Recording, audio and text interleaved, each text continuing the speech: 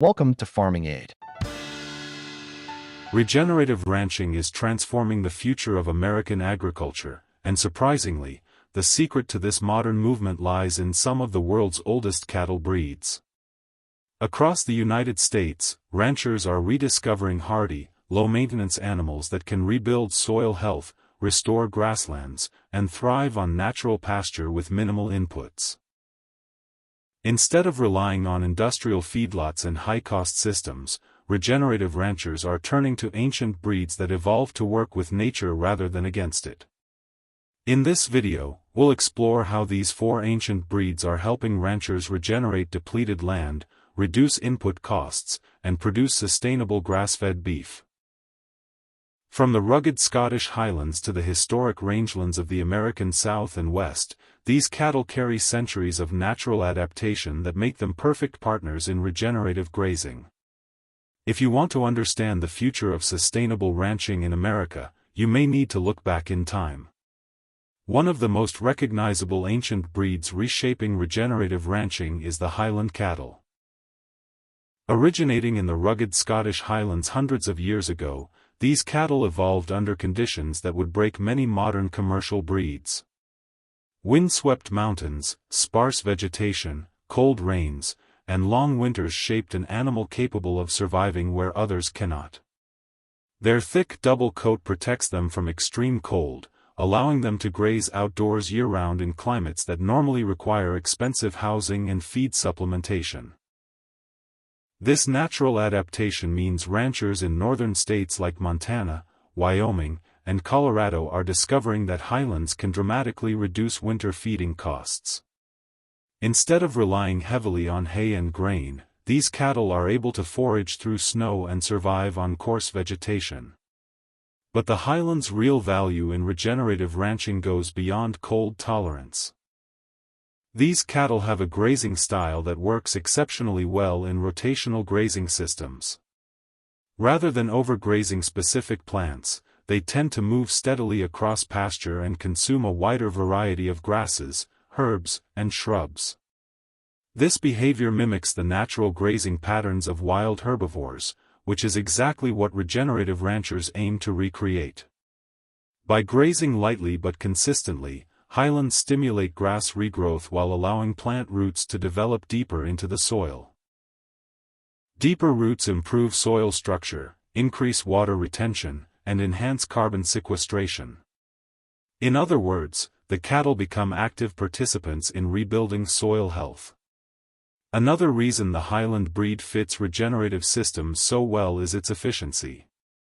Modern commercial beef breeds were often developed for feedlot finishing, meaning they require concentrated feed to reach their full growth potential. Highlands, however, evolved in environments where grain was non-existent. Their digestive systems are exceptionally efficient at converting rough forage into energy. This means ranchers can produce high-quality grass-fed beef without relying on expensive supplemental feed.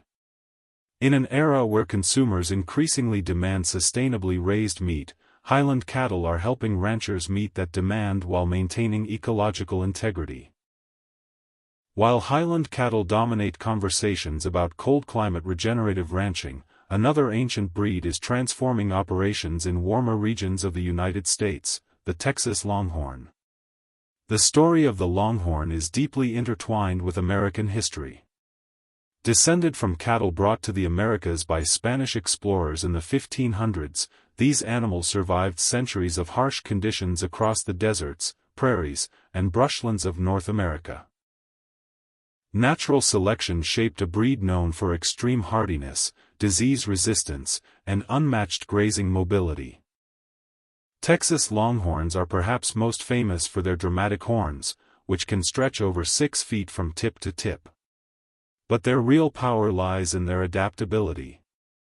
Unlike many modern beef breeds that struggle in drought conditions, Longhorns evolved to travel long distances in search of forage. They can survive on sparse vegetation, tolerate intense heat, and maintain body condition even during periods of limited rainfall. For regenerative ranchers dealing with increasingly unpredictable weather patterns, this resilience is incredibly valuable. Longhorns also contribute to pasture health in ways that are often overlooked. Their lighter body weight compared to many commercial breeds means they exert less pressure on soil. This reduces soil compaction, a major problem in conventional grazing systems that can limit root growth and reduce water infiltration. By minimizing compaction, longhorns help maintain healthy soil structure, which is essential for regenerative agriculture. Another key advantage of the Longhorn breed is its ability to utilize diverse forage. These cattle are not picky eaters. They will graze grasses, browse shrubs, and even consume certain weeds that other breeds ignore. This broad diet can help ranchers manage invasive plant species without relying on chemical herbicides. In regenerative systems where chemical inputs are minimized, animals that naturally control vegetation become powerful allies in land stewardship. As American ranchers look for ways to produce beef while restoring ecosystems, a lesser-known but equally important breed is quietly making a comeback: the Pineywoods cattle. This small, rugged breed developed in the southeastern United States, particularly in the forests and coastal plains stretching across Texas, Louisiana, Mississippi, Alabama, and Florida. For centuries, Pineywoods cattle survived in semi-wild conditions, roaming forests and wetlands where more specialized breeds could never survive. Pineywoods cattle are often described as living relics of early American agriculture. Their genetic lineage reflects centuries of adaptation to humid climates, parasite pressure, and unpredictable forage availability. These cattle are smaller than most modern beef breeds, but their modest size is actually a major advantage in regenerative ranching systems. Smaller animals require less feed, produce less soil compaction, and can thrive on marginal pasture that would not support larger cattle. One of the most remarkable traits of Pineywoods cattle is their ability to maintain reproductive success under minimal management. In conventional beef production, fertility often declines when animals are removed from high-input environments. Pineywoods cattle, however, evolved under conditions where human intervention was limited. They are known for strong maternal instincts, easy calving, and long productive lifespans. This makes them ideal for ranchers seeking to reduce veterinary costs and labor inputs. Beyond their practical advantages, Pineywoods cattle represent an important genetic resource. Modern cattle breeding has focused heavily on maximizing growth rate and carcass size, which has unintentionally narrowed the genetic diversity of many commercial herds. Heritage breeds like Pineywoods carry unique genetic traits related to disease resistance, heat tolerance, and forage efficiency.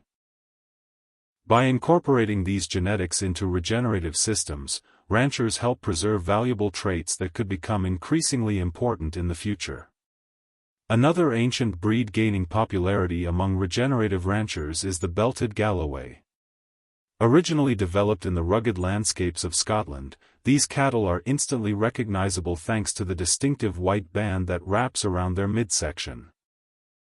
But behind this striking appearance lies one of the most efficient grass-fed beef animals in the world.